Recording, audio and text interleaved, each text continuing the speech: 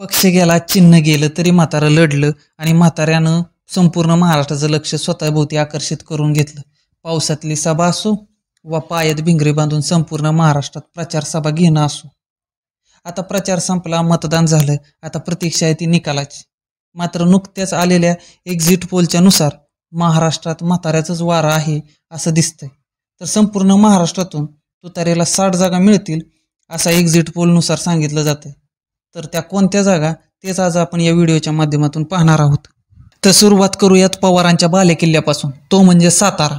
तर साताऱ्यात बाळासाहेब पाटील, कोरेगावमधून शशिकांत शिंदे आणि फलटणमधून दीपक चव्हाण हे फिक्स आमदार होणार असं बोललं जाते. तर कोल्हापूरमधून हसन मुश्रीफांच्या विरोधात असलेले समरजित घाटगे यंदा पहिल्यांदाच आमदार होतील असं बोललं जाते. तर सांगलीमधून वाळवा मतदारसंघातून जयंत पाटील आणि शिराळ्यातून मानसिंगराव नाईक हे फिक्स आमदार होतील असं बोललं जाते. तर कवटे मंकाळमधून आर पाटलांचे सुपुत्र रोहित पाटील हे पहिल्यांदाच आमदार होतील. शहरामधून सुनील टिंगरे यांच्या विरोधात असणारे बापूसाहेब पठारे आणि हडपसरमधून येणारे प्रशांत जगताप हे यंदा आमदार होतील असं आपल्याला दिसतंय. आता पुणे ग्रामीणमध्ये गेलो तर इंदापूरमधून हर्षवर्धन पाटील आणि दौंडमधून रमेश थोरात यावर्षी आपल्याला गुलाल घेताना दिसतील. तसंच जुन्नरमधून सत्यशील शेरकर तर शिरूरमधून अशोक पवार तुतारी वाजवताना दिसत आहेत. आता जाऊयात सोलापूर जिल्ह्यात. सोलापूरमध्ये माडा, करमाळा, माळशिरस या 3 ठिकाणी शरद पवार कमाल करताना दिसत आहेत.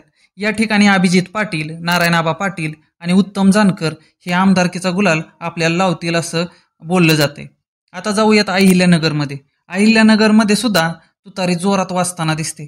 कर्जत जामखेडमधून रोहित पवार, अकोले मतदारसंघातून अमित भांगरे तर पारनेरमधून राणी लंके पहिल्यांदाच विधानसभेत जाताना दिसतील.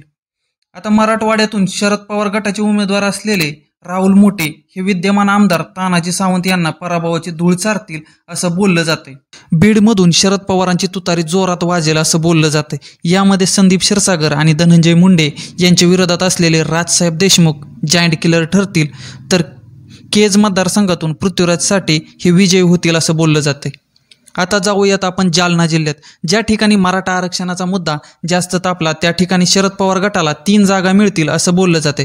त्यामध्ये घनसांगवीमध्ये राजेश टोपे, भोकरदन विधानसभा मतदारसंघातून चंद्रकांत जानवे, बदलापूर विधानसभा मतदारसंघातून बबलू चौधरी हे विरोधकांना धूळ चारताना दिसत आहेत.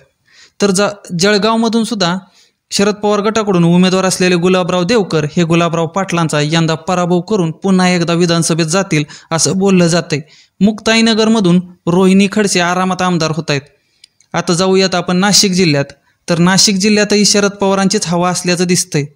आता नाशिकमधून येवल्यातून छगन भुजबळांच्या विरोधात असलेले माणिकराव शिंदे यंदा आमदार होतील असं बोललं जाते. बाकी यावर तुम्हाला काय वाटतं?